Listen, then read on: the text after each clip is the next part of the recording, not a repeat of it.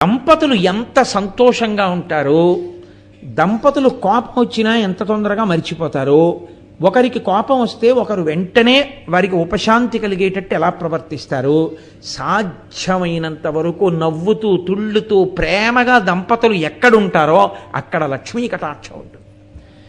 ఇళ్లల్లో కలిసి రాకపోవడం అన్నది ఎక్కడుంటుందో తెలుసా అండి? ఎన్ని పూజలు చేశారన్న దాన్ని బట్టి కాదు, ఇంటి ఇల్లాలు కళ్ళనీళ్లు పెట్టుకునేటట్టు ప్రవర్తించి అస్తమానం భార్యాభర్త ప్రతిదానికి చెడి అంటే పెడి అని దెబ్బలాడుకునే చోట లక్ష్మి నివసించదు కలియుగంలో. పరమ ప్రేమతో దంపతులు ఎక్కడుంటారో అక్కడ లక్ష్మీదేవి యొక్క అనుగ్రహము చక్కగా పరిఢవిల్లుతుంది. కాబట్టి కలిపురుష లక్షణం ఏమిటంటే, ఏ కటాక్షము మీకు కలగాలో ఆ కటాక్షమును మీరు విస్మరించేటట్టుగా చేస్తాడు, మీరు దాన్ని పొందకుండా చేస్తాడు. అందుకే